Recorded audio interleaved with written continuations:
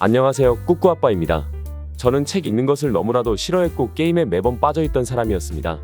가끔 회사에서 보고서를 작성하다 보면 글쓰기로 안 좋은 피드백을 받는 경우가 있었고 그런 순간이 올 때마다 정말 너무나도 스트레스를 받곤 했지요.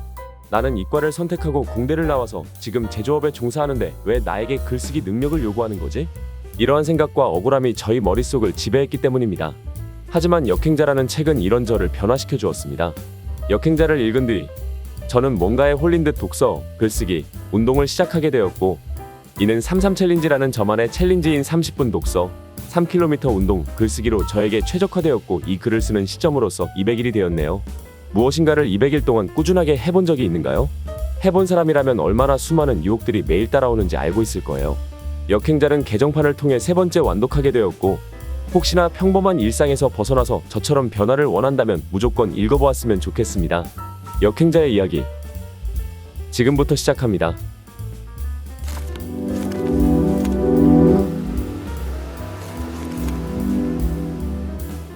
역행자 1단계는 자의식 해체입니다.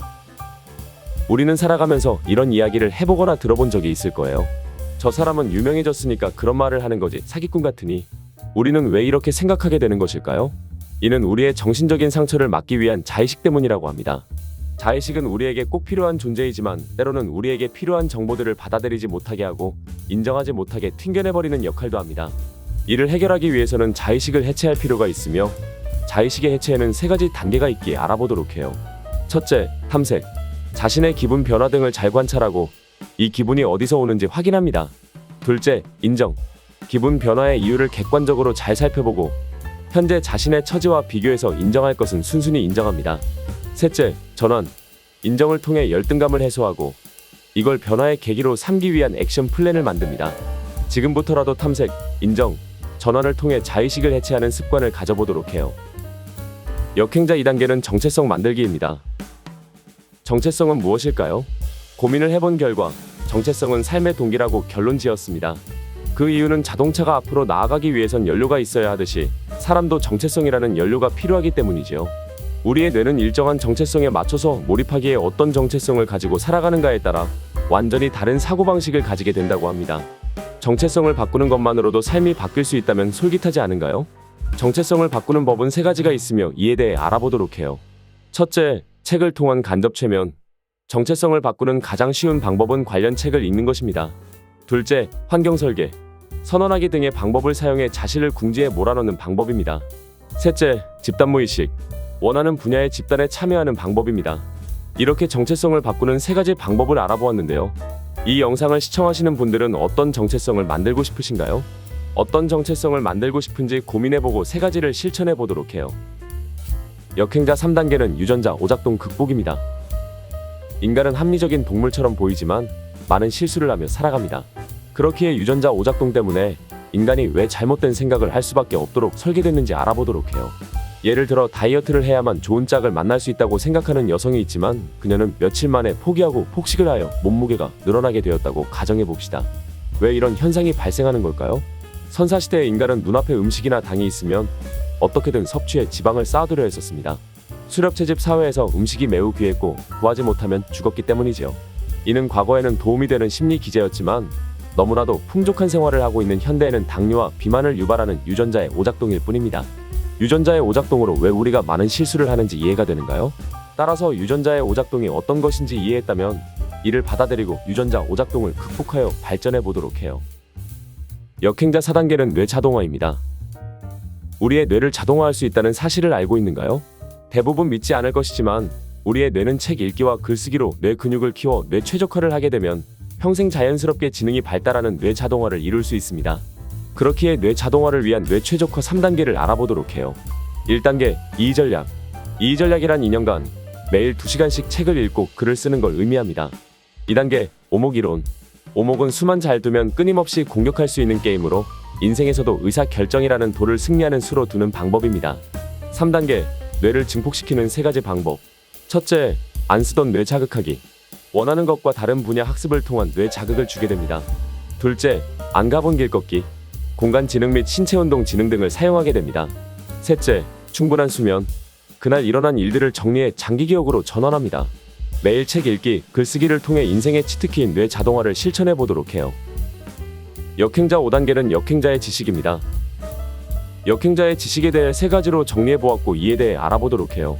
첫째, 기버 이론. 사람은 기버, 테이커, 매처의 3부류로 나눌 수 있으며 잘 되는 사람은 어떻게든 사람을 도우려 하는 기버 성향을 갖고 있다고 합니다. 여기서 기버는 퍼주는 사람, 테이커는 받기만 하는 사람, 매처는 받은 만큼만 돌려주는 사람을 의미합니다. 둘째, 확률 게임. 인생은 초장기 게임이기에 남들보다 의사결정력이 높으면 인생에서 내려야 할 수백 번의 의사결정에서 좋은 선택을 할 확률이 높아질 수밖에 없습니다. 셋째, 타이탄의 도구. 상위 20% 정도의 비급 재능을 몇 가지 모으면 대체 불가능한 사람이 될 수 있습니다.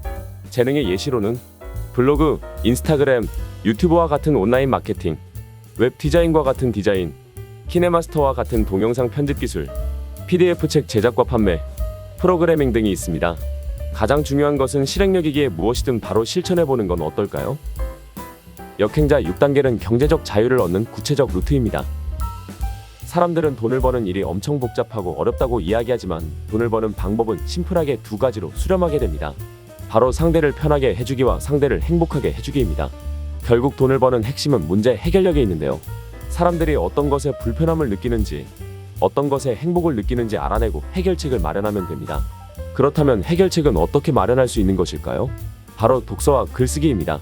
그렇기에 경제적 자유를 위한 5가지 공부법에 대해 알아보도록 해요. 정체성 변화.